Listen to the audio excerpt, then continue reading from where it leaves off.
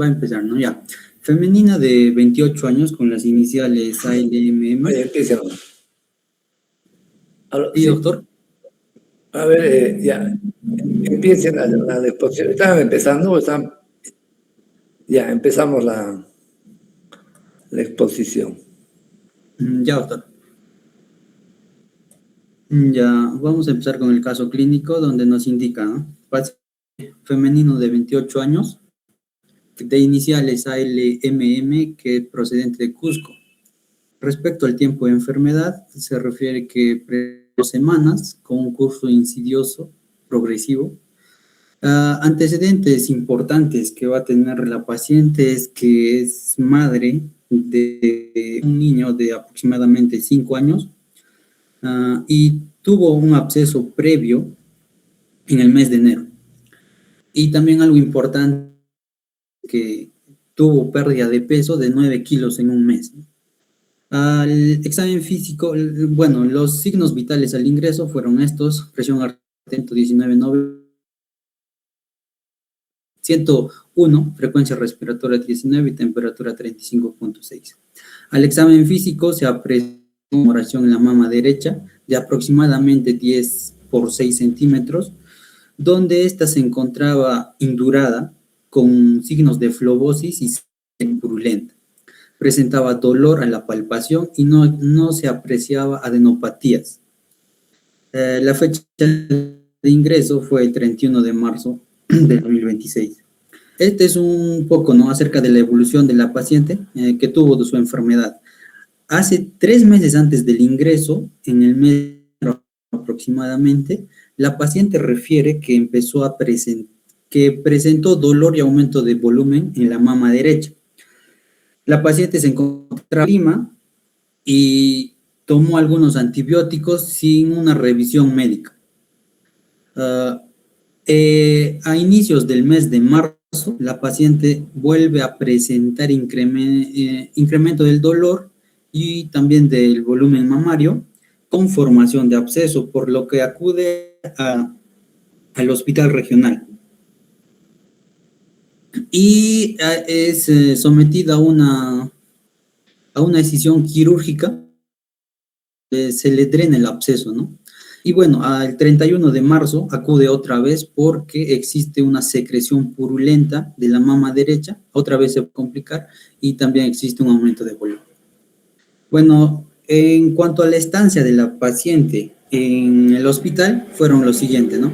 El día, que fue el 31 de marzo, ingresó y se le empezó de forma empírica los antibióticos, ¿no? En este caso es oxaciclina. El segundo día se le aumentó la lindamicina, 600 miligramos endovenoso, y bueno, el tercer día es donde se le realiza la intervención quirúrgica para drenar el absceso que presentaba la paciente. También este mismo día es donde se le realiza la toma de biopsia, ¿no?, para poder identificar qué podría ser. El día 6 de estancia se hace una interconsulta con el servicio de infectología, donde se sigue el siguiente plan, ¿no? Continuar con el régimen antibiótico por 14 días. Y algo importante es que en la biopsia salió un resultado de granulomas, por lo que se pide descartar Mycobacterium tuberculosis. Estos son algunos exámenes que se le realiza a la paciente: un hemograma donde todo se ve normal, ¿no?, en la gran mayoría. Otros exámenes como urea, creatinina, glucosa, tiempo de coagulación, sangría, también se ven normales, solo el tiempo de protrombinas que se encuentra un poco elevado. Aquí tenemos otro examen complementario, en este caso son el cultivo de secreciones de la mama derecha, pues del absceso de la mama derecha, y donde resulta cultivo negativo a las 72 horas de incubación. Otro examen de cultivo de las secreciones, donde resulta cultivo negativo para gérmenes patógenos. O sea que no había nada, aparentemente no tenía nada infeccioso la paciente, alguna bacteria sobre todo. Luego tenemos un examen ecocardiográfico de la mama, donde confirman, ¿no?, el absceso de la mama derecha. Algunos otros exámenes como pruebas rápidas, VIH, sífilis, hepatitis B, no reactivos. Esto es lo que les estaba indicando, la biopsia de la mama derecha, ¿no?, donde se encuentran granulomas. Esto es lo que podría hacernos sospechar de Mycobacterium tuberculosis. Esto es el tratamiento que se le ha indicado a la paciente: oxaciclina, clindamicina, para cobertura antibiótica, y otros más, ¿no?, como dimenhidrinato, metoclopramida, metamizol, diclofenaco, omeprazol y cloruro de sodio al 9%. Tenemos otro caso, ya esta vez también es una paciente femenina de 23 años, iniciales ZNVC, procedente de Quillabamba. Ella ingresa el 28 de marzo por emergencia. Presenta 2 meses de evolución y tiene lesiones amarillentas. Al examen físico, bueno, se aprecia una mama derecha de zona edematosa de aproximadamente 4 centímetros cuadrados de área, que existe una secreción de seropurulenta. En la mama izquierda ya también presenta una úlcera de aproximadamente 3 centímetros de área, con signos de flebosis y sin tejido necrótico. En la evolución, bueno, se da que el día 29 a 30, a pesar de que el paciente estaba tomando una terapia antibiótica, los síntomas que presenta la paciente no disminuyen. Y adicionando a ello, existe una aparición del aumento del volumen de la zona eritematizada a nivel de la pierna, ¿no?, para ser más en el dorso tibial, que es bilateral. Entonces, se cree que se podría tratar de una trombosis venosa profunda, donde se le realiza un ecodoppler y sale negativo, ¿no?, sin signos de trombosis.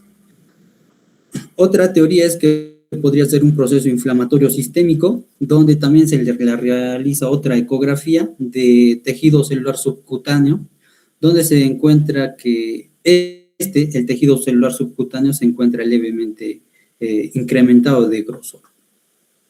Y se le llega, ¿no?, a que presenta una paniculitis tema nodoso. Esto es muy importante. Ya posteriormente desarrollaremos ese tema, ¿no? Aquí tenemos algunos exámenes complementarios, que es la histopatología, ¿no? En caso se le realizó una biopsia y no se encuentran granulomas ni neoplasias. Esta es ecografía de la mama de ambas mamas, donde se puede apreciar una pequeña colección de abscesos. Y impresión diagnóstica es mastitis bilateral con escasa colección en mama derecha. Esto es otra donde se indica lo mismo, ¿no?, signos de absceso de mamario bilateral. Exámenes complementarios como la biología tenemos BK seriado, donde sale negativo. Otro examen, cultivo de secreciones, donde no crece cultivo negativo. Este es la ecografía y el ecodoppler, donde se indica no hay signos de trombosis venosa superficial ni profunda. Es donde se hace, ¿no?, la ecografía de la pierna derecha de partes blandas, donde existe un pequeño incremento del tejido celular subcutáneo. Este es el tratamiento que tuvo la segunda paciente: clindamicina, vancomicina, ceftazidima, y entre otros, ¿no? Bueno, ahora vamos a hablar de lleno qué es la mastitis, que englobó a nuestras dos pacientes. Bueno, la mastitis va a ser, como su nombre lo indica, ¿no?, la inflamación o infección que se va a generar en las glándulas mamarias. Van a existir dos tipos de mastitis. la mastitis lactacional, que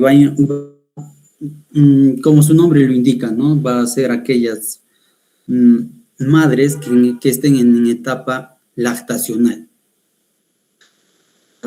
Esta es la más frecuente entre todos los tipos de mastitis y bueno, va a estar relacionado sobre todo a bacterias como Staphylococcus aureus o Streptococcus, ¿no? La otra es la mastitis no lactacional, donde existen dos importantes, que es la mastitis periductal y la otra, que es la mastitis granulomatosa idiopática, ¿no? Que este es muy importante, sobre todo para hacer el diagnóstico diferencial con el cáncer de mama, ¿no? En cuanto a la fisiopatología de estas mastitis, bueno, vamos a tener que la mastitis lactacional va a estar dado sobre todo debido al estrechamiento que va a existir en los conductos de las glándulas mamarias. También se va a adicionar una mayor producción de la leche materna y también, obviamente, que tiene que haber la presencia de microorganismos, y en este caso sería una alteración de la microbioma. En la mastitis periductal, esta está relacionada sobre todo con el tabaquismo, que algunos componentes del tabaco pueden generar una metaplasia a nivel de las células del epitelio de los conductos, lo que va a dar la salida de lo que va a bloquear, ¿no?, estos conductos, y es ahí donde empieza a hacer la inflamación. Luego tenemos la mastitis granulomatosa idiopática, como su nombre lo indica, ¿no? Es idiopática. Se desconoce con exactitud qué agente es el que podría ocasionar este tipo de mastitis. Sobre todo se relaciona con el sistema inmunológico, y este puede desarrollar granulomas, ¿no? No calcificantes, sobre todo. A tener en cuenta los granulomas no calcificantes, ya que los calcificantes nos darían un indicio a que sea tuberculosis. En cuanto a la mastitis lactacional, bueno, generalmente se va a dar en aquellas pacientes puérperas de las 6 primeras semanas, y la localización donde se va a encontrar va a ser, bueno, es unilateral generalmente y focal, ¿no? En cuanto al mecanismo de acción, ya lo hemos mencionado: estrechamiento ductal, hiperlactación y alteraciones del microbio. En diagnóstico, bueno, se indica que las primeras 24 horas deben ser de soporte, y luego de estas 24 horas, si no hay mejoría, recién se le debe realizar un cultivo. Eso es lo que nos indica. Como ya les indicaba, dentro de las 24 horas tiene que ser soporte, la administración de AINES, hidratación, reposo. Y bueno, es algo importante es que durante esta etapa no se le debe proveer lactancia al bebé o al menor, ¿no? Ya que al momento, si va a haber una éstasis lactacional, esta va a incrementar los procesos inflamatorios. Pasado las 24 horas, bueno, se le puede realizar cultivo, o también se puede dar, ¿no?, los de línea, que son los dicloxacilina, flucloxacilina y cefalexina. Y en segunda línea tenemos al clindamicina, trimetilsulfametoxazol. Y en casos más severos, ya donde no se pueda, donde existan abscesos, sobre todo abscesos mamarios, ¿no?, como complicación de la mastitis lactacional, se le debe hospitalizar a la paciente, y bueno, en este caso se puede usar vancomicina intravenosa. Y estos serían los signos clínicos que tendría la paciente: eritema, dolor mamario y síntomas sistémicos. La mastitis periductal, bueno, esta ya, bueno, les indicaba que el principal factor de riesgo es una mujer que tenga este hábito de tabaquismo, ¿no? Otros factores de riesgo que se indicaban eran la obesidad, la diabetes y también las menarquías tardías. Y bueno, un factor protector que indicaban algunas revisiones es que podría ser aquellas mujeres que quedan embarazadas posterior a los 27 años. La clínica sería dolor, eritema, fiebre y malestar general, ¿no? Similar a las anteriores. Este es el proceso por el cual es la evolución de la mastitis periductal, donde existe una dilatación ductal debido a la metaplasia del epitelio ductal. Luego existe una obstrucción y una éstasis, sobre todo es a nivel subareolar. Esta éstasis, existe una ruptura en la éstasis y bueno, hay un derrame hacia el tejido circundante y es aquí donde empieza a infectarse y existe la inflamación, ¿no? Y posteriormente la fístula y la cicatrización. En cuanto al tratamiento de esta mastitis periductal, es bueno, más quirúrgica, ¿no?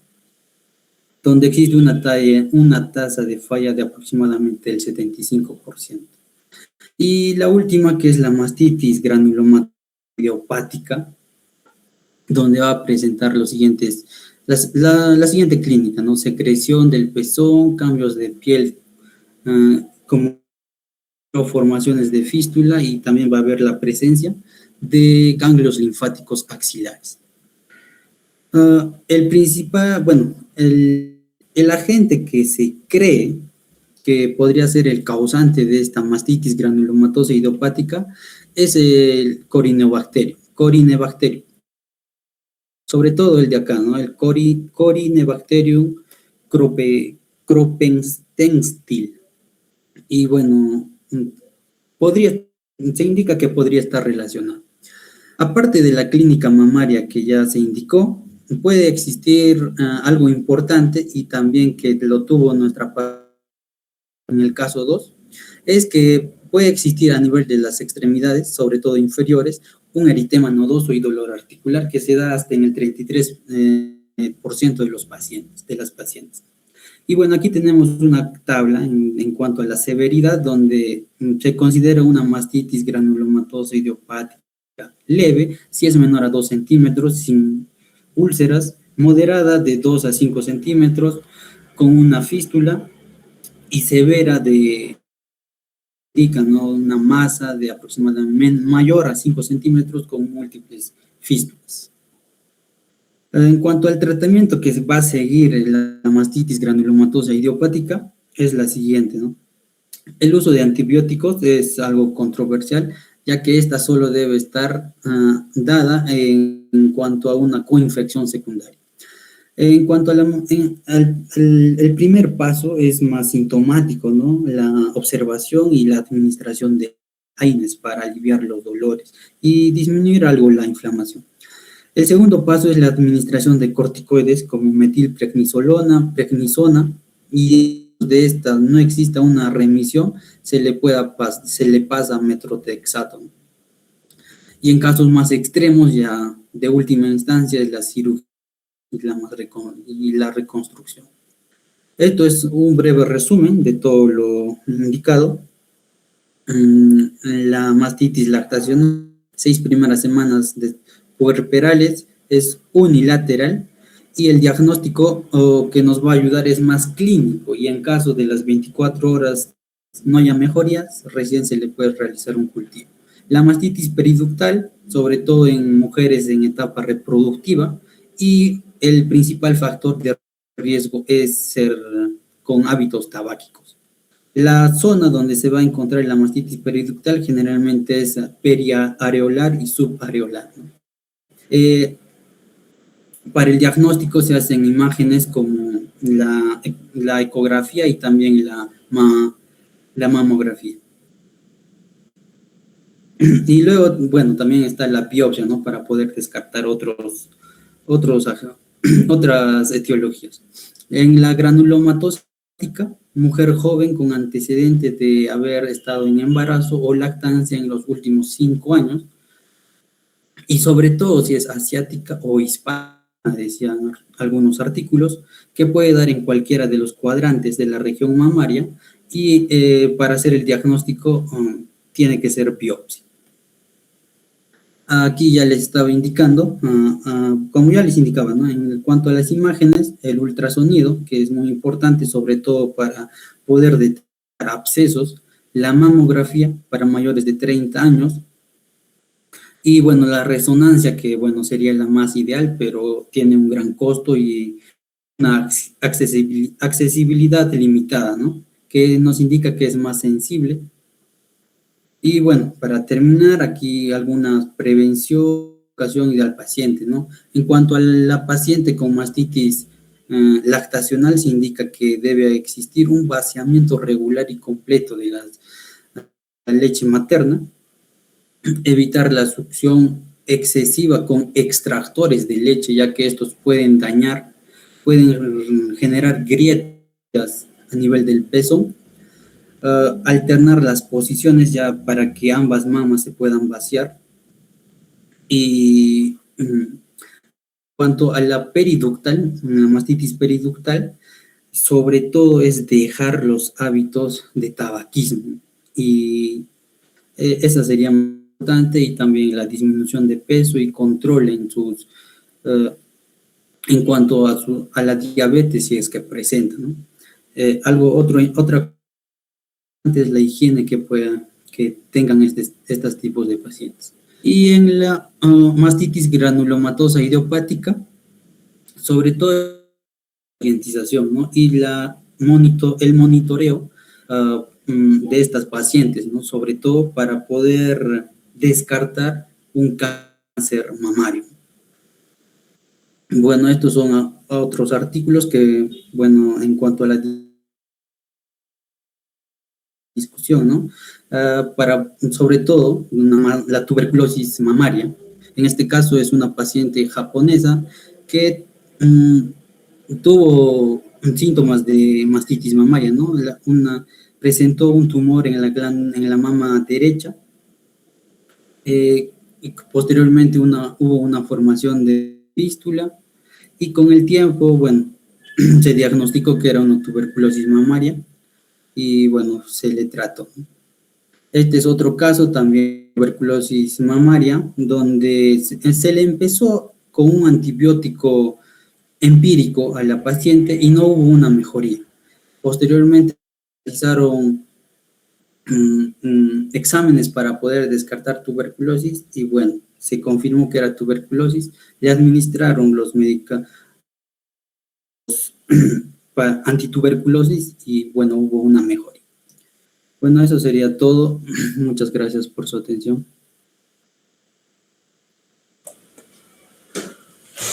Bueno, en la paciente no hemos llegado al diagnóstico final, ¿no? Pero ¿cómo fue la evolución? Habían dos pacientes, doctor, que se me había asignado. Bueno, la primera paciente, doctor, en el se indicaba que presentaba granulomas y se le hizo, ¿no? Exámenes para poder descartar tuberculosis y bueno, llegué hasta ese momento, ¿no? Sí. El tema es de que al no tener el tratamiento para las mastitis idiopáticas, todo esto, entonces, y tener una zona hiperendémica de tuberculosis, entonces mejores hacer pruebas terapéuticas, porque la mayor parte de ellos se con tratamientos antituberculosos. Bueno, habrá que seguir investigando el tema. Tenemos otro caso.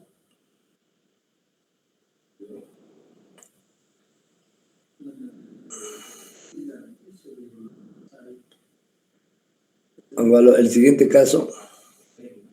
Ya, perfecto. Comience nomás. Doctor, buenas noches. Se escucha, ¿verdad? Yo creo que leí estoy en una sola pantalla. Sí, se escucha bien. Ya.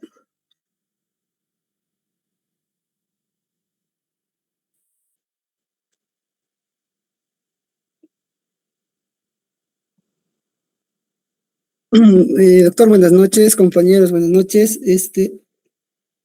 Eh, Este es el caso clínico de un paciente de nombres y apellidos, bueno, las iniciales RASS, edad 44 años, sexo masculino, fecha de nacimiento el 23 de septiembre, el lugar de nacimiento Puno, procedencia Zángaro, estado civil soltero, ocupación obrero de construcción independiente, el grado de instrucción secundaria completa, el tipo de seguro CIS y persona responsable con iniciales SH, que es su hermano.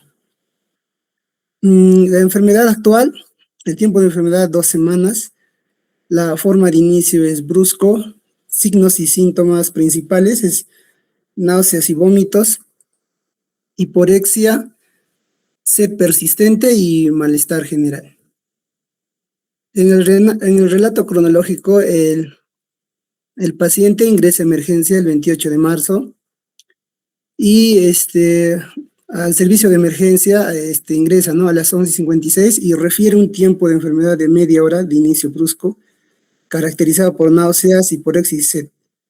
Y ya este paciente, ¿no?, se conoce ya con diagnóstico previo de esferocitosis hereditaria. En cuanto a los exámenes auxiliares, funciones vitales, la presión arterial 82/48, podríamos decir una hipotensión, y una frecuencia cardíaca de 108 latidos por minuto, y frecuencia respiratoria de 22 respiraciones por minuto y saturación de 92%. Bueno, el examen físico cuando ingresó tenía palidez e ictericia marcada, mucosas secas, y bueno, se podría decir, ¿no?, que el paciente ingresa en un estado de inestabilidad hemodinámica, ¿no?, con hipotensión y taquicardia. Bien, en cuanto al 29 de marzo, el día siguiente, el paciente se encuentra hemodinámicamente estable, refiere no tener molestias actuales, se mantiene la observación por anemia hemolítica congénita y crisis hemolítica. En cuanto a sus exámenes auxiliares, funciones vitales, presión arterial 131/83, frecuencia cardíaca 94 y frecuencia respiratoria 19 y saturación 90. Bueno, al examen físico seguimos teniendo ictericia en piel y escleras. Podríamos decir que se ha estabilizado un poco aquí la presión arterial, ¿no? Y lo que persiste es la ictericia. Bien, en cuanto al 30 de marzo, el paciente manifiesta náuseas que no le permiten dormir y al examen físico se nota una coloración ictérica persistente en escleras.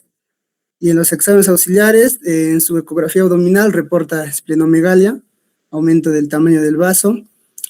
En cuanto al laboratorio, tenía un hemograma que está pendiente, bueno, en cuanto a la urea creatinina. En cuanto a la interpretación de este día, el hallazgo, ¿no?, de la esplenomegalia es característico en pacientes con esferocitosis hereditaria que ya lo tenían, ¿no? Ya vino ya con ese diagnóstico. Bueno, el 31 de marzo tuvo una complicación neurológica. Se registra, en este caso, una complicación súbita. El paciente presenta un nuevo evento neurológico caracterizado por anisocoria y falta de respuesta motora en el lado derecho, una hemiplegia. Bueno, en cuanto a los exámenes, escala de Glasgow y disminución del nivel de conciencia. Y bueno, la aparición, ¿no?, del déficit focal, que es hemiplegia y anisocoria, nos sugiere que esto podría ser un evento vascular cerebral. Bueno, y luego tuvo que hospitalizarse el paciente del 7 a 8 de abril, y el paciente, bueno, es trasladado, ¿no?, a servicio de medicina, y el diagnóstico actual incluye anemia hemolítica, esferocitosis, pancitopenia y una lesión vasculoisquémica. En cuanto a sus exámenes auxiliares, tenemos la presión arterial 119/60, frecuencia respiratoria 19, saturación 84%. Y en cuanto al examen físico, piel y mucosas con palidez marcada, murmullo vesicular disminuido, envases pulmonares. Y bueno, la interpretación es que el paciente presenta, ¿no?, una saturación de oxígeno baja, 84, y pancitopenia, ¿no?, y también la lesión vasculoisquémica. Bueno, acá tenemos lo que son sus exámenes. En este caso, al ingreso, ¿no?, el 28 de marzo, podemos ver una Hemoglobina 4.8, que sería una anemia severa, ¿no? Nivel crítico, y explica, ¿no? Eso, la palidez, la taquicardia y el estado de shock inicial. En cuanto al hematocrito, 14%, que está muy bajo, y esto se confirma, ¿no? La pérdida masiva de los eritrocitos. En cuanto a la lactato deshidrogenasa, tenemos hemólisis intensa. La ruptura de los glóbulos rojos, ¿no? Libera esta enzima en el torrente sanguíneo. Y linfocitos 15%, llamaríamos una leucocitosis leve con, en este caso, con desviación, ¿no? A la izquierda. En este caso, por estrés sistémico. Bueno, en cuanto a su perfil hepático y metabólico, que es del 30 de marzo, tenemos aquí, en este caso, una bilirrubina total de 8.4, diríamos, ¿no? Una hiperbilirrubinemia muy elevada, ¿no? Lo que causa este color amarillento.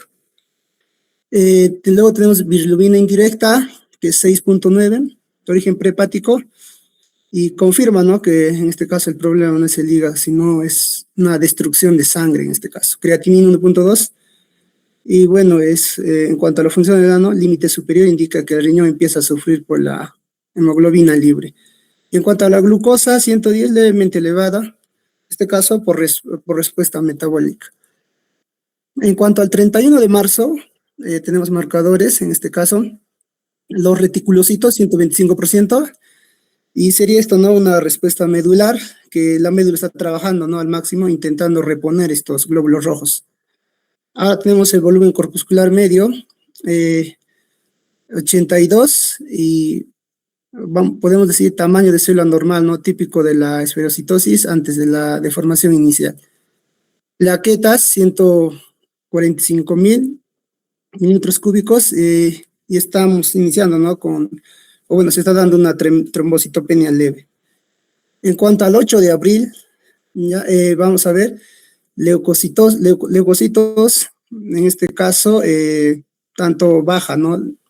Una leucopenia, digamos, y un riesgo alto, ¿no? De infecciones, razones por la cual se hizo, ¿no? Una interconsulta de infectología. Hemoglobina 6.2, a pesar, ¿no? De las transmisiones, el nivel sigue bajo. Ahora, las plaquetas 85, en este caso, una trombocitopenia, ¿no? Interpretaríamos como una pancitopenia en este caso.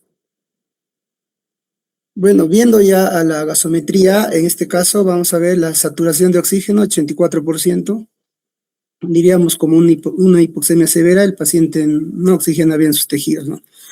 Debido a la destrucción de estos eritrocitos. En cuanto al FiO2, el paciente, ¿no? Requiere en este caso apoyo de oxígeno suplementario. Y en cuanto al líquido cefalorraquídeo, ¿no? Está santocrómico, indica sangrado, ¿no? Antiguo o degradación de hemoglobina tras el evento neurológico. Al examen físico, vamos a ver al paciente.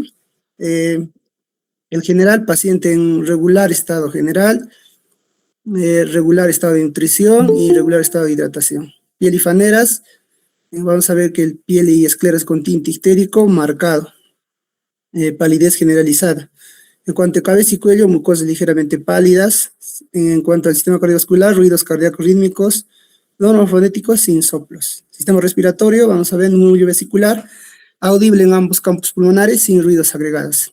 En el sistema gastrointestinal, abdomen blando, en este caso depresible, y ruidos hidroaéreos, en este caso presentes. Y no dolorosa la palpación profunda. Y obviamente presencia de esplenomegalia. Bueno, en el sistema genitourinario, puntos renoureterales negativos. En el sistema locomotor, extremidades móviles y simétricos, tono y fuerza conservados, sin edemas.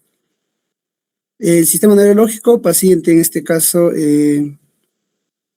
estaba lúcido, ¿no? Esta vez orientado en tiempo, espacio y persona. Y escala de Glasgow 15-15. Bueno, ¿no? Cuando fuimos a rotar estaba, ¿no? En ese examen físico. Vamos a ver acá, en cuanto al diagnóstico, ya el paciente tenía esferocitosis hemolítica congénita, pancitopenia, esplenomegalia y infarto, ¿no? De protuberancia probable. Bueno, si nosotros queremos hablar de de infectología, vamos a tener, ¿no?, una crisis aplásica por parvovirus. O sea, esto indica, ¿no?, esto es el principal, ¿no?, agente infeccioso que desencadena, ¿no?, crisis graves en pacientes con esferocitosis. Lo que vamos a ver que infecta a los precursores de los glóbulos rojos en la médula ósea. O sea, probablemente podría, en este caso, tener, ¿no?, esta infección. Entonces, por eso también se hizo, ¿no?, una interconsulta a infectología para ver si estaba, ¿no?, infectado con algo. Segundo es, estos pacientes también, ¿no?, pueden tener, ¿no?, riesgo de sepsis, ¿no?, por gérmenes encapsulados. En este caso, el paciente, ¿no?, presenta esplenomegalia. Entonces, si este paciente fuera sometido a una esplenotomía, extirpación del vaso como tratamiento, quedaría, ¿no?, inmunosuprimido. Entonces, riesgo, ¿no?, elevado de infección. Por en este caso, Streptococcus pneumoniae, Haemophilus influenzae y Neisseria, ¿no?, meningitis.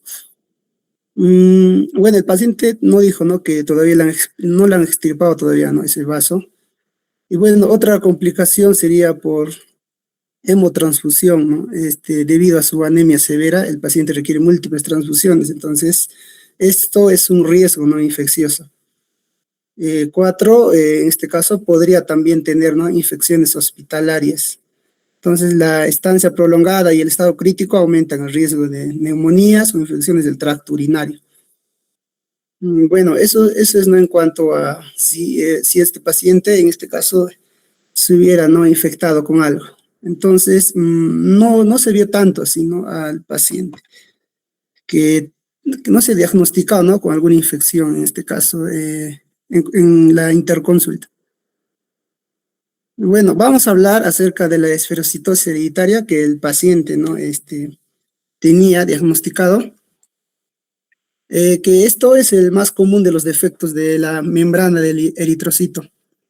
Y en este caso se expresa, ¿no?, como anemia hemolítica, en este caso por la falta, ¿no?, o degeneración de la proteína, en este caso principal, que es la espectrina.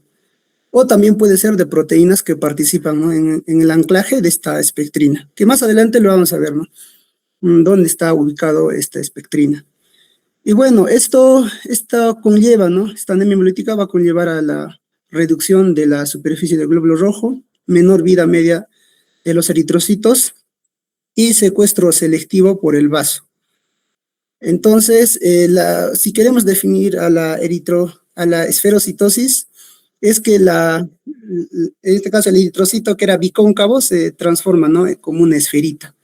Entonces, esa es, ¿no?, la definición, sí, a grandes rasgos. En cuanto a la incidencia, vamos a ver que es 1 por cada 5.000 habitantes, en este caso en países, ¿no?, del norte de Europa.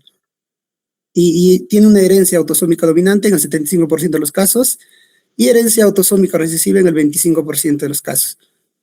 Bueno, aquí vamos a ver, ¿no?, lo que le estaba indicándoles, en este caso de las membranas, ¿no?, de la membrana celular, en este caso del eritrocito, vamos a tener unas proteínas integrales y unas proteínas periféricas. Estas proteínas integrales están, ¿no?, en todo el espesor, en este caso de la membrana celular, y tenemos acá, ¿no?, los principales, lo que son la banda 3, las glicoforinas, proteínas RH y aquaporinas. Y tenemos, ¿no?, otras proteínas periféricas que están, en este caso, más o menos fuera de la bicapa lipídica de la membrana celular. Y tenemos acá la espectrina, la actina, la anquirina, la proteína 4.1, proteína 4.2, la aducina, tropomiosina y tropomodulina. Y también tenemos enzimas como proteincinasas, hidrolasas, acetilcolinesterasa, gliceraldehído 3-fosfato y deshidrogenasa. Entonces vamos a ver acá proteínas, en este caso de interacciones verticales, como ya estábamos mencionando, son las integrales, ¿no?, en este caso, las que son verticales. Y acá tenemos la proteína banda 3, ¿no?, que está en todo el espesor, en este caso de la bicapa lipídica de la membrana. Y debajo en la base tenemos la anquirina y la proteína 4.2, que van a estar en este caso conectados, ¿no?, a lo que es las espectrinas. Y las espectrinas, bueno, son en este caso las horizontales aquí, ¿no?, las periféricas, estas son las de negro aquí. Entonces, estas espectrinas forman, ¿no?, una malla, una red, en este caso, en la membrana del eritrocito, y está unido, ¿no?, a estas interacciones verticales o estas proteínas verticales. De igual manera, tenemos también aquí otras proteínas verticales, ¿no?, como es la proteína 4.1 y la glicoforina, ¿no?, que aquí está, y también se está anclándose a la espectrina, ¿no? Y también encontramos actina en este caso. Entonces, esta malla hace que el eritrocito tenga, ¿no?, esa forma de biconcavidad, ¿no?, bicóncavo. ¿Por qué es bicóncavo? Porque tiene que atravesar, ¿no?, en este caso, eh, capilares, ¿no?, que existe en nuestro cuerpo. Entonces, y también hace que no gaste mucho ATP. Entonces, es muy importante, ¿no?, esta espectrina en esa función, ¿no?, del eritrocito. Y bueno, si nosotros hablamos de de la alteración cuali o cuantitativa de los componentes de la membrana, en este caso tal vez bueno, de la espectrina principalmente, entonces hablamos, ¿no?, de una relación superficie-volumen alterada. Con esta relación superficie-volumen está disminuida, entonces hablaremos de esferocitos, ¿no? O otro que es los estomatocitos. Y cuando esta relación superficie-volumen está aumentada, hablamos de los dianocitos. Pero en este caso el más importante es esferocitos, ¿no? Eh, bueno, y aquí tenemos, ¿no?, la etiopatogenia. Entonces, ¿cómo se da, ¿no?, esta enfermedad? Es por las mutaciones, ¿no?, en genes de la síntesis de una proteína del citoesqueleto. En este caso, el principal es la espectrina, ¿no?, decían bueno, los artículos. Esto se va a dar la mutación, ¿no?, en el gen SP3 de la espectrina. Bueno, de la A espectrina. Y también tenemos una B espectrina y se va a dar también, ¿no?, se va a mutar ese gen. Entonces, lo que va a dar lugar es a una reducción, ¿no?, de esta producción de estas proteínas, y lo que va a causar es que el eritrocito que estaba bicóncavo se convierte en una esfera. Y esa esfera no va a poder atravesar, ¿no?, los capilares muy delgados que existen. Y más que todo se va a dar lugar en el vaso. En el órgano del vaso tenemos unos capilares muy estrechos.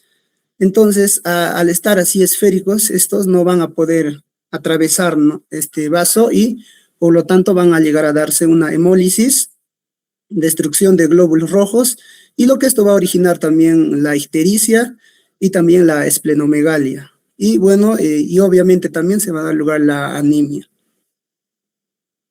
Y bueno, las manifestaciones clínicas, como ya estaba mencionando, como existen unos vasos muy delgados, o bueno, existen estos capilares muy delgados en el vaso, en el órgano, en el esplenio.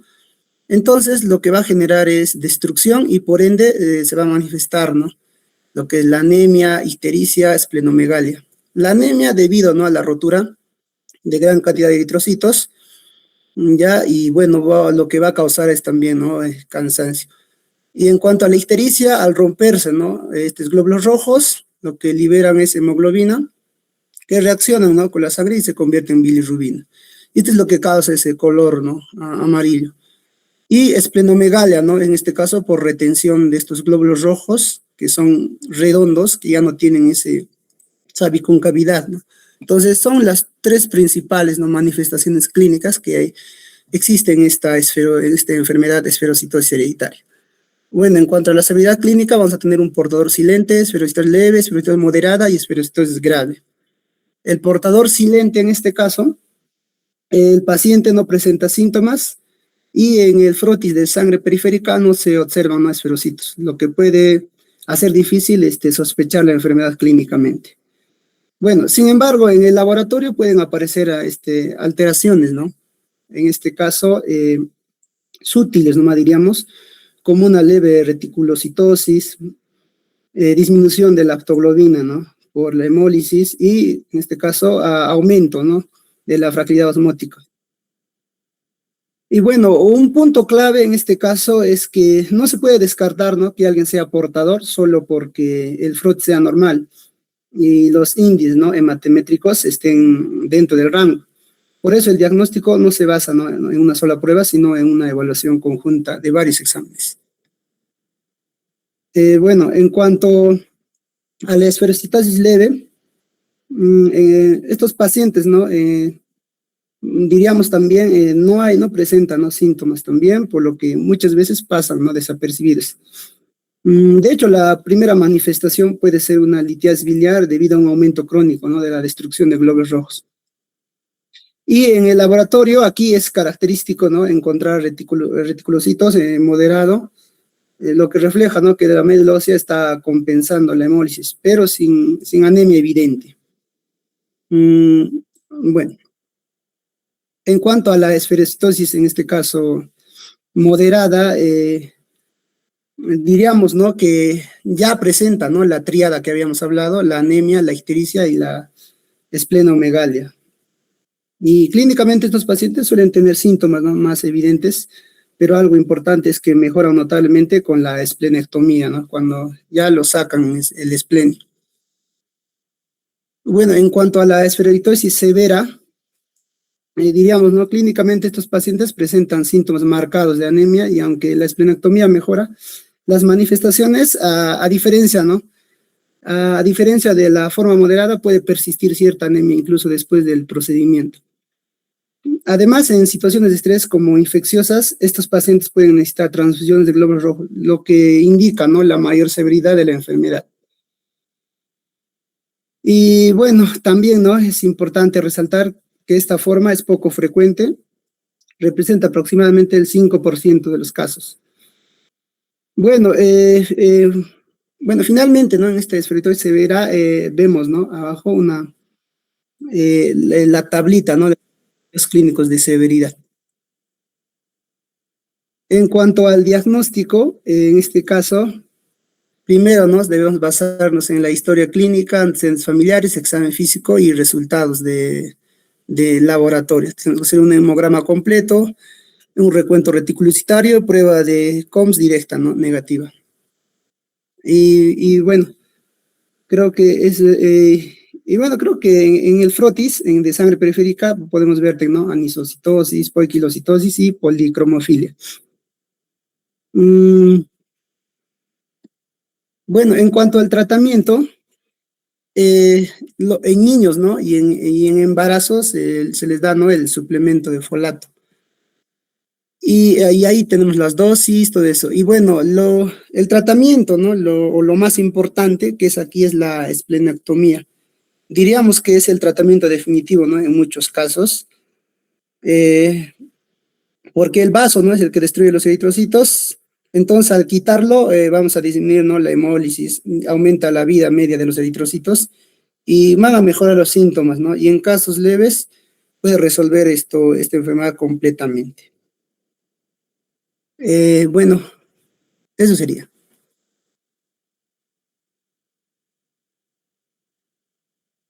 Gracias. Bueno, en la revisión está interesante de celocitosis, pero el tema era un poco manejo de antibióticos en pacientes con otro tipo de inmunodepresiones, ¿no? Pero, bueno, en estos casos, pues hay que, cuando hagamos el capítulo de infecciones en inmunodeprimidos, vamos a debatir un poco más y no hay que olvidarse que es una de las múltiples causas que nos lleva a seleccionar bien los antibióticos, ¿no? Bueno, ¿tenemos otra charla? Sí, doctor, estoy presentando en la pantalla. A ver, ya, que presente.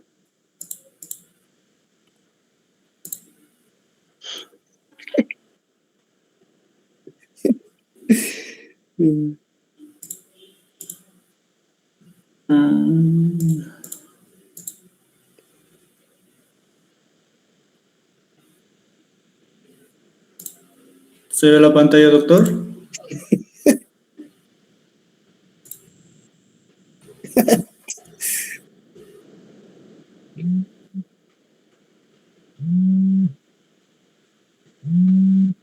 Doctor, ¿se ve la pantalla?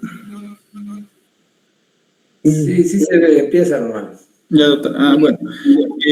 Buenas noches, doctor, buenos compañeros. Ahora me tocó hacer mi reporte de caso, que este tema me tocó la paracoccidioidomicosis.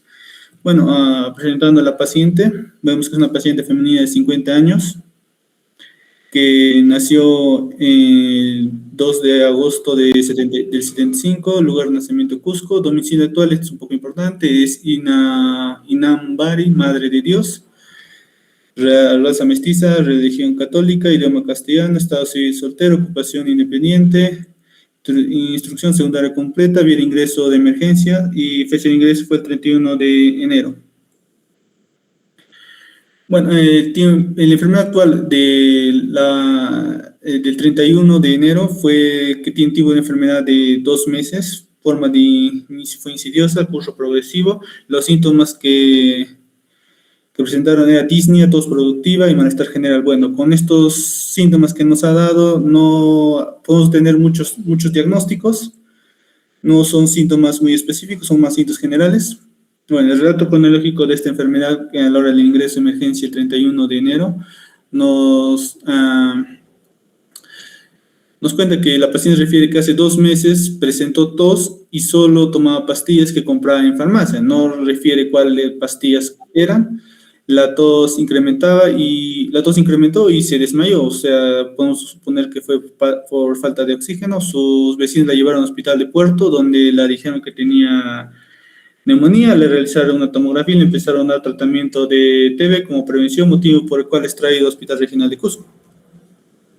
Y los antecedentes personales patológicos no tienen ninguno. En antecedentes familiares tampoco tienen ninguno. En antecedentes epidemiológicos, bueno, como viaje de zonas endémicas, vive en Puerto Maldonado, crianza de animales es gallinas, contacto con toseros cránicos niega. En los hábitos nocivos, dice que cocina con leña durante 22 años, sal, poca cantidad y carnes rojas 2 veces por semana. En las funciones biológicas está el apetito disminuido, la sed conservada, orina conservada, sueño disminuido, proporciones están líquidas, las funciones vitales aparentemente están todos normales. En el examen físico general tenemos que la piel está tibia, turgente, elástica, con llenado capilar menos 2 segundos, que es normal. Cabeza está normocefálica, sin cicatrices, no presenta dolor. Cuello cilíndrico, simétrico, sin cicatrices, con movilidad activa y pasiva sin dolor. No se palpa adenopatías, tórax y pulmón simétricos, ampliación del tórax conservada, ocultación audible, ambos campos pulmonares, crépitos en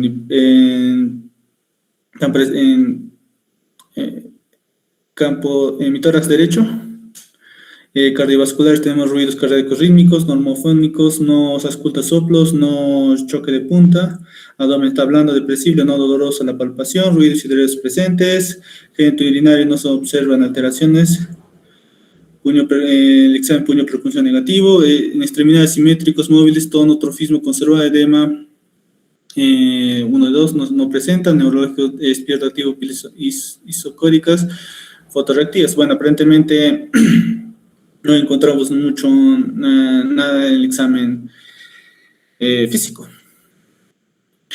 Y en el diagnóstico, bueno, el diagnóstico que fue con lo que fue ingresado fue por una IRA, insuficiencia respiratoria aguda, una TB pulmonar por imagen, como le estaba en en el relato cronológico. Luego también tenemos una neumonía cavitaria tenemos que descartar por hongos, y luego tenemos un descarte puede ser una tumor maligno pulmón.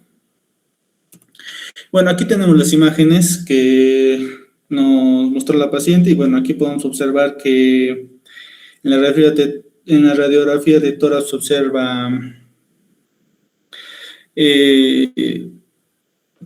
un rato.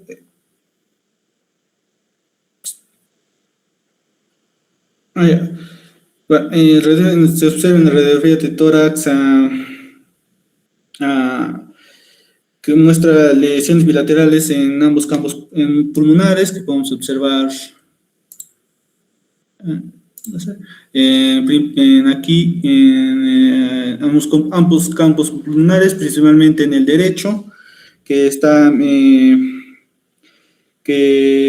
central y un poco inferior en el lado izquierdo. En la tomografía de tórax podemos ver que observamos lesiones cavitarias, como nos contó en el relato cronológico. Tenemos imagen de vidrio esmerilado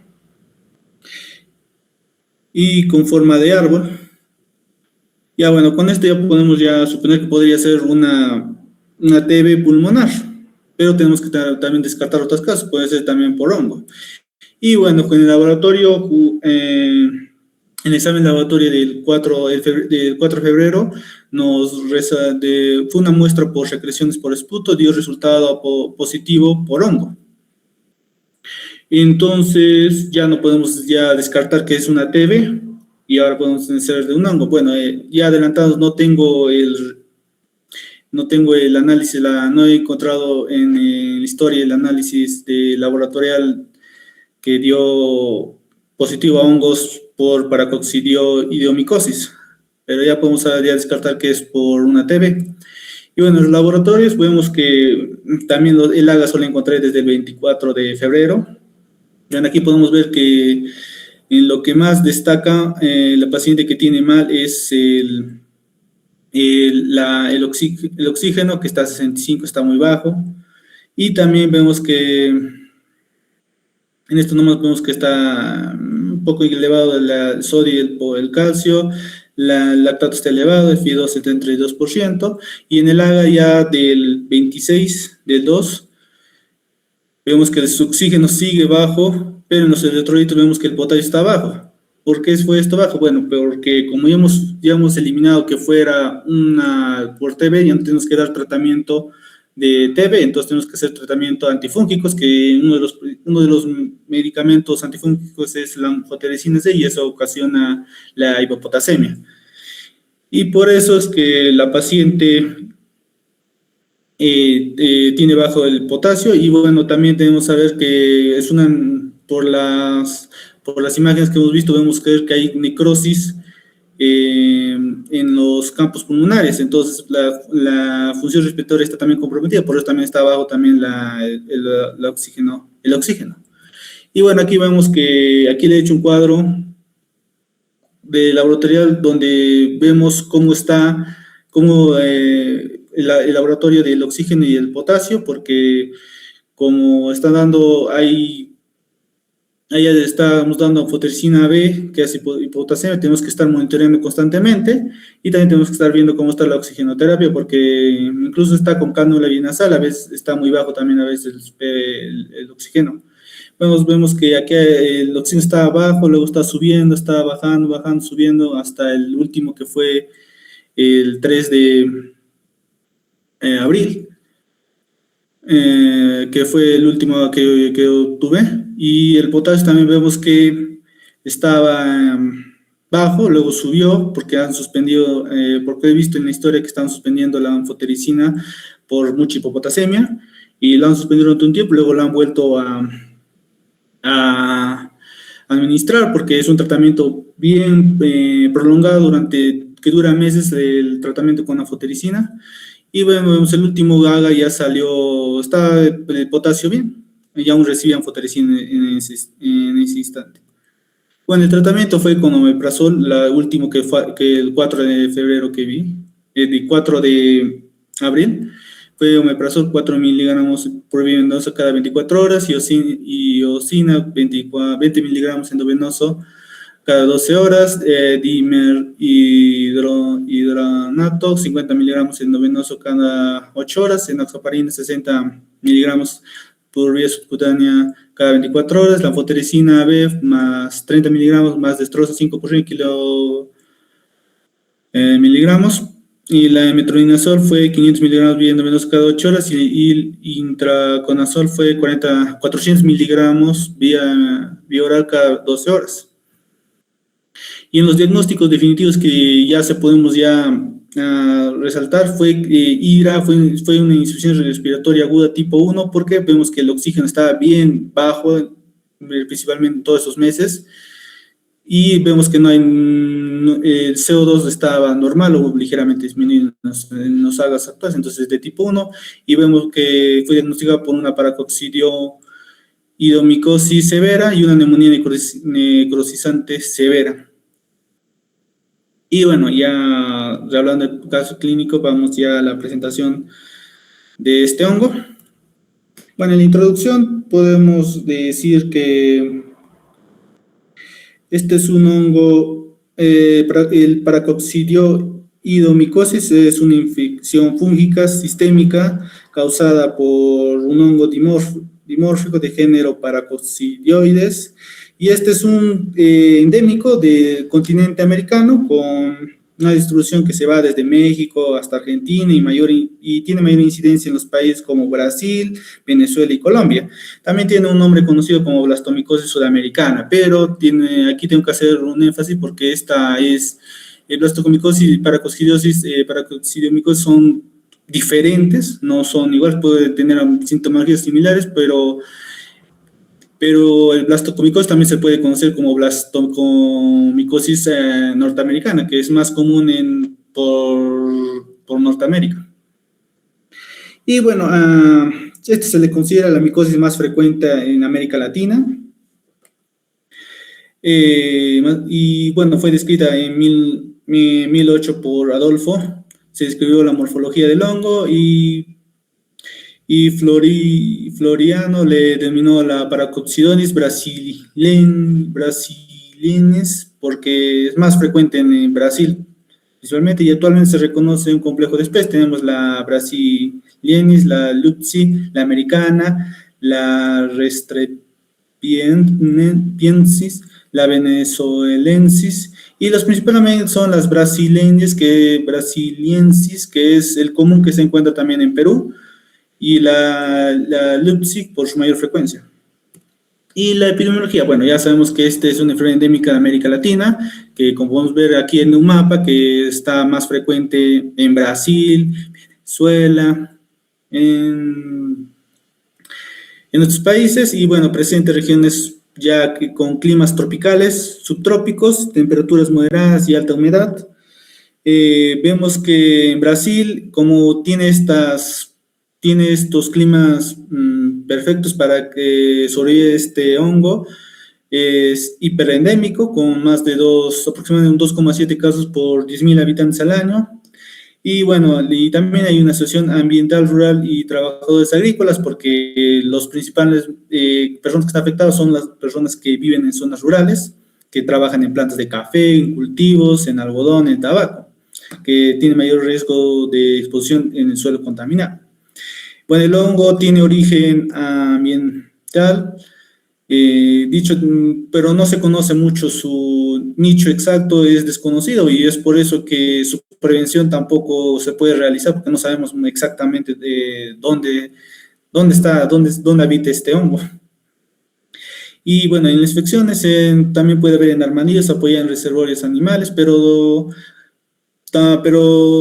también tiene su forma crónica, afecta principalmente a los hombres adultos de 30 a 60 años, pero hay una marcada preferencia por el sexo masculino que el femenino, en una relación de 13:1, y bueno, también es por eso este reporte de casos un poco especial, porque la paciente que fue diagnosticada paracoccidiomicosis era femenina, entonces es un caso raro. También algunas biografías muestran que puede ser de 9:1 o de 15:1. La etopatogenia de esta enfermedad, bueno, la paracoccidiosis brasileña es considerado un hongo dimórfico porque puede tener dos formas, que es la forma micelar y la forma levadura. Bueno, la forma micelar, también la forma infectante, presenta en la naturaleza una temperatura de 22 a 26 grados Celsius y es de crecimiento lento de 3 a 4 semanas. Y en el microscopio podemos ver aquí que son hifas finas, septadas, con clamidiosporas. Y tiene también su otra forma, que es la levadura, que es la forma de la enfermedad, que es el que ataca al huésped. Presente en tejidos y exudados, crece en una temperatura ya un poco más caliente que el micelar, a 37 grados Celsius, y una morfología característica. Vemos que aquí es de un timón de barco, que podemos observar acá. Y la fisiopatología de esta enfermedad, bueno, como la infección del paracoccidiosis se adquiere principalmente por la vía aérea, por inspiración de hongos, y estos hongos se inhalan, son los de conidios, pero también puede ser un poco menos frecuente por inoculación directa por la piel o por mucosas, pero ya una vez Una vez en los pulmones, el hongo desencadena una respuesta inflamatoria en la que participan ya los neutrófilos, macrófagos, y esto ocasiona que forman gránulos según el estado inmunológico del huésped. Y bueno, la respuesta tenemos de TH1, que son los de control local, que se asocia con una infección localizada y controlada. Y mientras los TH2, que son los que favorecen la diseminación y el peor pronóstico. Y bueno, la formación de los nuevos depende netamente o exclusivamente del estado inmunitario del huésped. Y bueno, en la evolución clínica que tenemos de este hongo, tenemos que depende del patrón por la edad y el estado inmune. Vemos que afecta en los niños y adolescentes y en inmunocomprometidos. La enfermedad puede progresar rápidamente en una forma sistémica aguda o subaguda. En cambio, vemos que en los adultos que son ya, la infección suele evolucionar lentamente hacia una forma crónica, pero estos adultos son inmunocompetentes, no son inmunocomprimidos, y esta forma crónica puede llevar una diseminación a través de vasos linfáticos y sanguíneos, incluso pero esto se logra incluso después de años, ¿no? Y las manifestaciones y la diseminación vemos que puede afectar rara vez esta enfermedad permanece localizada en el pulmón, ya que la mayoría de los pacientes consulta ya cuando ya se diseminó el hongo. Las lesiones pueden afectar a múltiples órganos, especialmente en la mucosa oral y la piel, siendo frecuentes las consultas por odontología. Y otros órganos pueden comprometidos como las glándulas suprarrenales, los huesos y el sistema nervioso central, que puede producir la meningoencefalitis en casos ya diseminados. Y bueno, aquí tenemos un resumen de la fisiopatología. Bueno, aquí vemos el paracoccidiosis habita en un hábitat natural. Lo inhalamos por las vías pulmones, puede ir por otras vías también por linfáticos o la sangre. Y el paracoccidiosis ya en esta está en la fase de infección primaria, porque esta fase ocurre cuando el paracoccidiomicosis penetra el cuerpo humano por primera vez, pero esta evolución se cura espontáneamente, así que es asintomática y permanece latente, porque primero ya tenemos la infección, luego pasa la forma inicial, y esto puede durar. El tiempo de esto depende netamente del huésped, si el huésped está inmunocompetente, si está inmunocomprendido, del parásito y el ambiente, porque vemos que las temperaturas cálidas es más activo.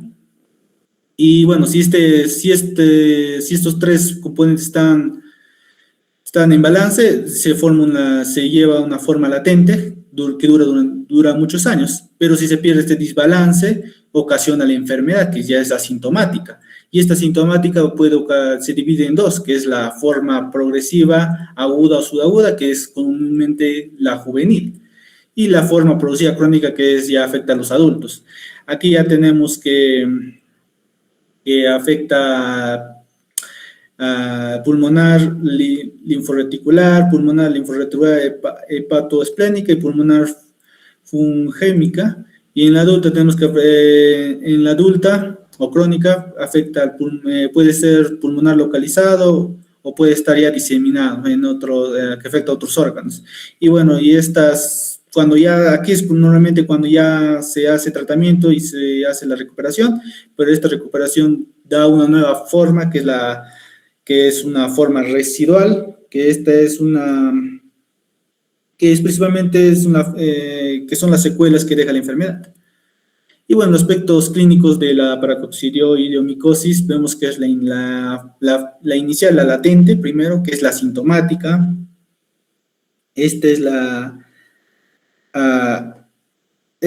es la sintomática, puede durar semanas a años y solo se detecta por pruebas inmunológicas o hallazgos tisulares y tiene riesgo de progresión a una enfermedad activa. O sea, tenemos que...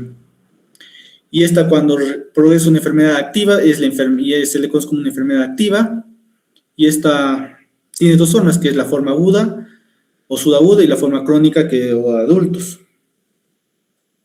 En la forma aguda o subaguda, la evolución es rápida y sistémica, afecta a ganglios, hígados, vasos y piel, más frecuente en niños, adultos jóvenes y inmunocomprometidos, y el pulmón puede estar afectado sin clínica evidente.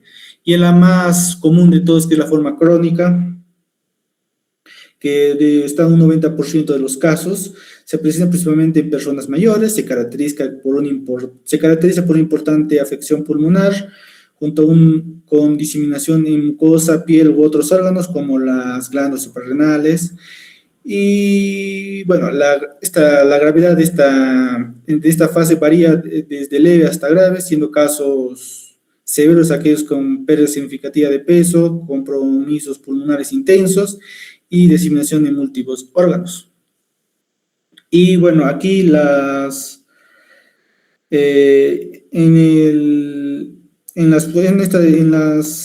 ambas formas clínicas, tanto la forma aguda y la forma crónica, suelen aparecer síntomas generales que, como hemos visto, que son la fiebre, la astemia y la pérdida de peso.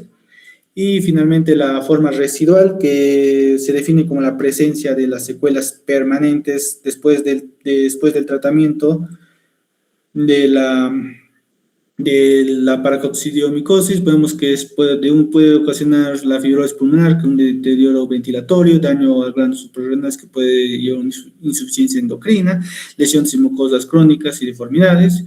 Y bueno, es importante detectar y tratar precozmente para reducir secuelas irreversibles. Y bueno, en los aspectos clínicos ya característicos de las lesiones, vemos que el pulmón, que es el principal foco, tenemos aquí principalmente la clínica, vemos que es tos, con expectoración, hemoptisis, dolor, torax, disnea, que estos síntomas pueden se relacionan también con nuestro paciente. En la exploración auscultatoria, bueno, aquí se ausculta con pocas alteraciones versus imágenes patológicas. Hay pocas alteraciones que se puede auscultar en el examen físico. La principal método de observación es por imagen. Vemos que aquí una radiografía de tórax, que podemos ver infiltrados intersticiales bilaterales, centrales e inferiores. Aquí también vemos una tomografía de alta resolución. Vemos que principalmente en 90% es anormal. Podemos engrosamientos intersticiales con vidrio esmerilado, lesiones centropuliares y podemos ver cavitaciones y conciliaciones. Y en las mucosas, que es una de las características clínicas más comunes o principales, más frecuentes de este hongo, que podemos ver que afecta un 58.5% de los pacientes, afecta encías y paladar, puede extenderse a los labios y narices. Las lesiones pueden ser ulcerosas, dolorosas, granulotipo de mora, que podemos observar aquí. Consecuencias pueden ser dificultad para comer, puede ocasionar cicatrices, fibrosis residuales. Otras mucosas pues, están comprometidas, están la laringe, la faringe y gastrointestinales, el odinofagia, disfagia, diarrea y disfonía. Bueno, aquí los pacientes con lesiones mucosas buscan compromiso ganglionar regional. Y bueno, estas ya son las otras características clínicas de las lesiones. Podemos ver que en la piel, las lesiones ulceradas con bordes netos tienen infiltrados locales, afección en 61,2% en los adultos. Esto puede ser diferente cuando el paciente está inmunocomprometido, o sea, con SIDA. Puede ser múltiples, pequeñas, cubiertas con costras, pero son menos inflamatorias. En los ganglios basales vemos que hay hipertrofia generalizada, que puede estar ubicada a nivel cervical, axilar, mediastínicas, mesentéricas, y puede formarse fístulas. Y en las suprarrenales frecuente afección ocasiona insuficiencia suprarrenal en aproximadamente 10% de los casos. Puede ser puede ocasionar un síndrome de Addison. Y en el sistema nervioso y otros órganos afectados vemos que los gránulos cerebrales y afecciones de granulomas cerebrales y meningios también afecta el hígado, vaso, páncreas, hueso y médula ósea, a veces sin ninguna malignidad. Y en la diagnóstica, bueno, aquí el diagnóstico no es muy clínico, a menos que la enfermedad vaya avanzando, porque en forma crónica ya podemos ver una clínica específica de esta enfermedad, pero principalmente el diagnóstico se hace por recolección de muestras en base a lesiones como en las pieles, en la piel o en las mucosas. Y bueno, los métodos son microbiológico directo, es por el COH y el calcoflor, que se observa levaduras. El micológico indirecto, que es cultivo de agar, que a temperaturas puede ser de 16 a 25 grados por el crecimiento en forma de micelio y 37 grados centígrados para hacer en forma de levadura, donde debe observarse hasta 6 semanas. El histopatológico, que son cortes de tejidos tenidos en Gorkov, inmunológicos con inmunofluorescencia, contra inmunoelectroforesis y ELISAs, y puede ser útil para estudios epidemiológicos. En el tratamiento vemos que el tratamiento para la coccidiomicosis vemos que principalmente son el trimetoprim sulfametazol. Bueno, aquí es la duración mínima de este tratamiento es de 12, cuando la enfermedad es leve es de 12 meses, y la moderada es de 18 a 24 meses. Y bueno, los efectos adversos puede ser una reacción de hipersensibilidad como exantemas, y bueno, hay un 80% de respuestas y solo 20% de recaídas. La anfoteresina B bueno, esta tiene el efecto adverso de la hipopotasemia, y también puede la nefrotoxicidad y las náuseas y vómitos, fiebre y anemia. Y bueno, la respuesta es de antibióticos 70% y de recaídas un 25%. Y bueno, la ventaja de la anfoteresina B es que está indicada para casos breves o que están diseminados. Es útil en pacientes que no toleran la vía oral, puede usarse en embarazo temprano, pero la desventaja es ya su alta toxicidad, y es un alto costo, tiene altos costos, y bueno, las recaídas son un poco elevadas también. El ketoconazol, bueno, duración mínima de tratamiento es de 9 a 12 meses. Y bueno, la ventaja que tenemos de este medicamento es buena eficacia, hay un 90% de respuestas, y la ventaja es que se administra por vía oral. La desventaja es su alta hepatotoxicidad, tiene muchas interacciones medicamentosas, y es actualmente menos utilizado como perfil de seguridad. Y luego vemos el itraconazol, que está de una duración mínima de 6 a 9 meses. Bueno, su ventaja son su alta eficacia de unos 94 a 98%, tienen la menor tasa de recaídas de un 3 a 5%, y es útil también como mantenimiento tras la anfoteresina B. La desventaja es que puede causar aumento de enzimas hepáticas, náuseas y las interacciones farmacológicas. El voriconazol es de una duración mínima de 6 meses. Bueno, las ventajas es su buena penetración en el sistema nervioso central, ideal para cuando hay diseminación en el sistema nervioso central para coccidioidomicosis. Y la desventaja de es que puede ocasionar a efectos adversos, sus efectos adversos, que son las alteraciones visuales, la fotosensibilidad y su costo elevado, porque es muy costoso, y tiene menos experiencia clínica comparada con el itraconazol.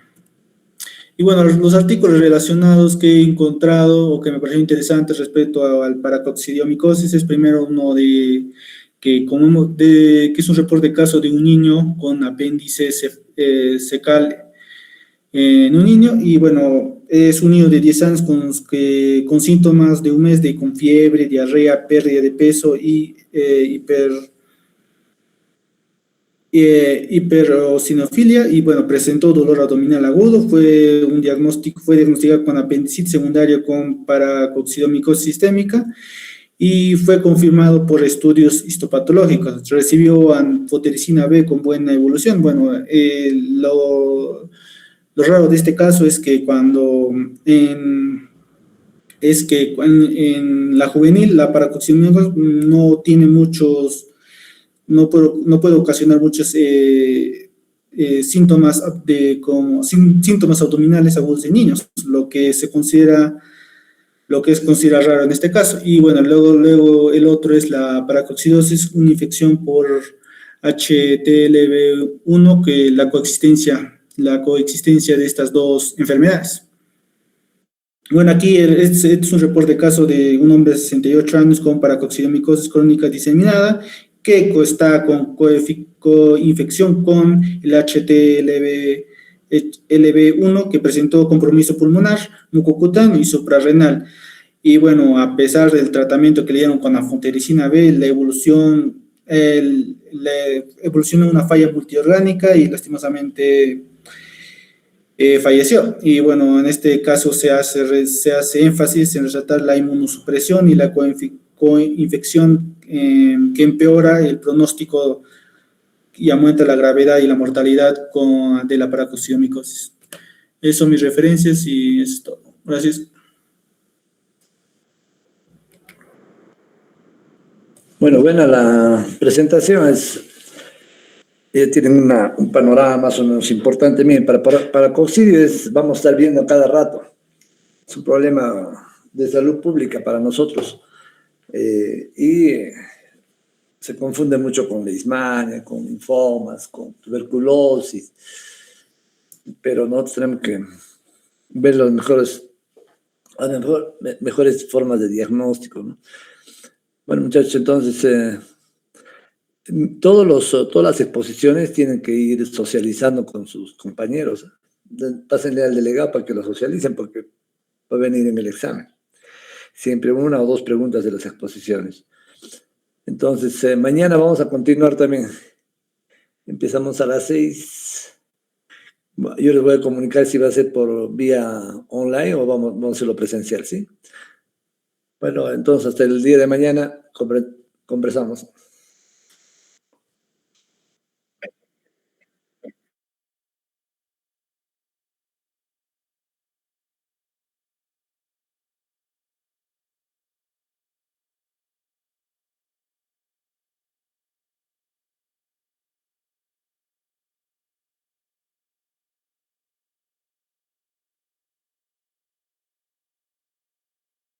Buenas tardes, presente.